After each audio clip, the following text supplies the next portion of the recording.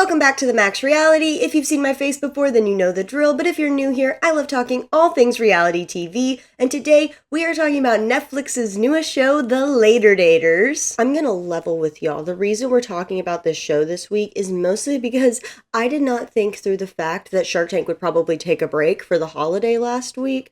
Luckily though, I stumbled upon this show and binged it. So, just to be 100% transparent, we're going to be kind of riffing here. It's just going to be vibes. I didn't really take notes like I would have with the show I was planning to talk about, but, we're going to do it together. This video is to try to be encouraging for you to go watch it, so I'm going to not do any spoilers, just kind of talk about some of my favorite aspects of the show, the cast, but I very much encourage you to go watch it, so this is a spoiler-free zone. I also wore this sweatshirt, an episode or two ago, which I think is so funny, but I had no idea I would be doing this show or that the show even existed. So, if you had not heard of The Later Daters, do not fear. I only found it from scrolling through Netflix, but I'll give you a little bit of a rundown. It follows different boomer age people between 50, with our oldest being 70, going on blind dates set up by a love and relationship coach, and we just get to watch them go through these blind dates, learn a little bit more about them, watch them learn more about themselves. Very sweet, great concept. We have 6 main singles that we watch navigate these blind dates, the first of which is Anise, who is 62, and whose story made me literally have to pause it because I was sobbing. She was married to her high school sweetheart for 11 years, and they had 2 children together, and he was just somebody who really believed in her and supported her dreams, and they had in fact made a pact that when their youngest child turned 5, she would go back to school because that's something she had always wanted to do. Unfortunately, her husband would never see that happen because he was killed on an on-the-job site accident when their youngest was only 2 years old. This, of course, completely devastated her, but she knew she had to take care of herself and her kids, and she ended up going back to school, going as far as to get a doctorate. So this is Dr. Anise we're dealing with here. Along with the single, they each get a support person. Most people picked their kid. Anise is no different. She ended up picking her daughter, and this role is so good for all of them. We'll talk a little bit more about it later with the things I liked, but Anise and her daughter particularly, their relationship was just so sweet and fun. It was very good. We mostly see the support person in interview moments, sometimes with the dating coach, and then just sometimes interacting with their person, and it's such a good element. Anyway, our next single is Suzanne. She was married to her husband for 27 years, and they had 3 kids together before he ultimately passed away. She is an optometrist and a hoot and a half. She is just the picturesque Southern mom that you think about. She's a big Georgia Bulls football fan, so much as to make it a priority when picking her partner. Hilarious, so fun to watch. Suzanne's support person is also her daughter, and they are so funny to watch together. I don't know if part of their dynamic was not for the show, but your personality does get heightened when a camera's on you, but I mean this in the most respectful way possible. They would be so fun to watch on Smothered together. I think that's the mother-daughter version of that TLC show, because there's so many of them, but I think they would be so funny to watch.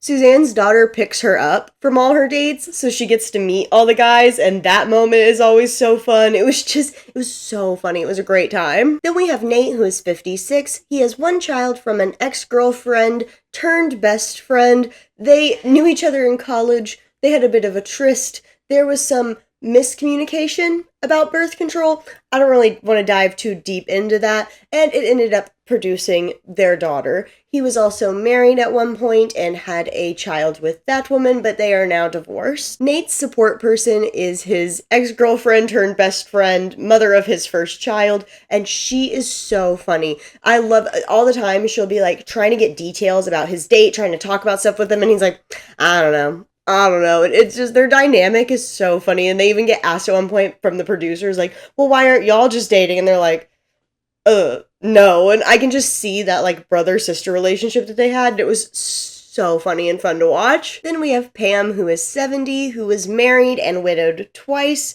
Her support person is her granddaughter, and both of them are just so fun. Pam is a former flight attendant. Her first husband was like a musician, rock and roller, so she has stories for days. I would love to just sit down and have a couple mimosas with Pam, definitely. Along with being her support person, Pam's granddaughter actually currently lives with her, and I feel like you can definitely tell just like the good, young, fun vibes her granddaughter exudes on her, and Pam just lives for it and embraces it, and it's just such a fun dynamic. Part of why she's on, though, to try to find a love is because her granddaughter's engaged and going to be moving out soon, so it's going to be lonely at Pam's house, and girl needs to talk to somebody. Obviously, she's got lots of stories, lots of thoughts. She needs socialness. She obviously needs to be out there partying. Moving on. Our next single is Lori, who is 57. She is a divorced mother of 2, and her big thing is she has this persona of being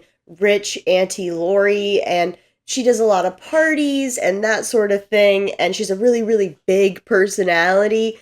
So her big journey is trying to find somebody who fits into that, and maybe also doing some self-reflection on being a little, I don't know what the word is, being hesitant to let people in. I think that's the best way to put it. Our last single is Greg, who is 61. He has been divorced twice and has 2 sons. It was very odd because we do not actually meet Greg until episode 6 out of 8. Honestly, for a moment when they first showed him, I just assumed he was going to be one of the blind dates for one of the main singles. I was like, oh, we're getting a lot of information for one of the random blind dates. And then I realized he was one of our main guys because the dating coach was talking to him and stuff. And I was like, oh, there's only 8 episodes of this. It was very odd. I'd love to know why that decision was made. I would assume just from the story that we got, maybe, there just wasn't a lot there to be able to put him in the other episodes. Because, obviously his story did fit into those last 3. And it might be weirder to put him at the beginning and then him just fizzle out. I might have just answered my own question there, honestly.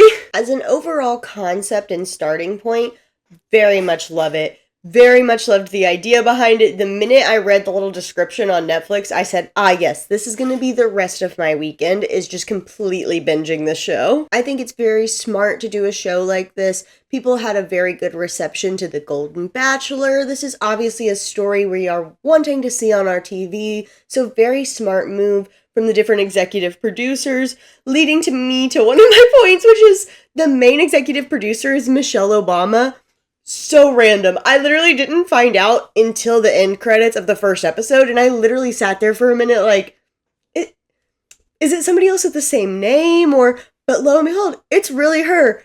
Feels so random, but good for her. I'm glad she did it because I love the show. Another aspect of the show I really liked is the fact that these people are actually dating where they live. The dating coach is finding people in their area for them to date, so it's unlike Bachelor where it's a bunch of people from all over. It all feels very more real, very more reasonable that these people are going on dates and could maybe make a future and a life together. On that note, the dating coach setting them up with the blind dates, I really liked her. I really liked what she was trying to get out of each of the different singles, like really trying to get them to open up or explore different things about why they did things a certain way. I really enjoyed watching her. Her name was Logan. She was a great time. If they bring this show back, they should definitely bring Logan back. Not necessarily a critique, but something I might like to see or think would be interesting is giving the singles more than just Logan. I always think it's fun to hear from different perspectives, kind of like on Married at First Sight, when they'll have the 2 different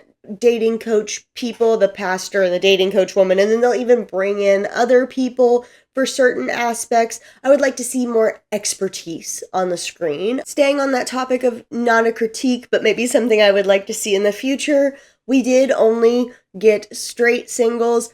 I would love to see some more representation of older couples because, it's just a different dynamic. It's a different story, and it's great to see. Back to things I did like. I loved each of them having a support person and the different dynamics with that. One of my favorite parts was in the different interview moments. Sometimes they would do these things where they would have cards that said different things. One said something like, emojis. And so they would talk a little bit about like what they understood about emojis. Like a lot of the younger support people would ask things about like, do you know what the eggplant emoji is? And then there'd be cards like, who was your celebrity crush? And they talk about that. And it was just so fun and funny and just like a great little window into each of them, and I just loved it. It was one of my favorite parts about the show. And my last major point of things I loved about this show is the cast. I thought they did a really good job of casting different people who had different backgrounds and things that they needed to work on in life, things they were looking for in a relationship. I thought we got a lot of different and dynamic stories that were really fun and engaging to watch.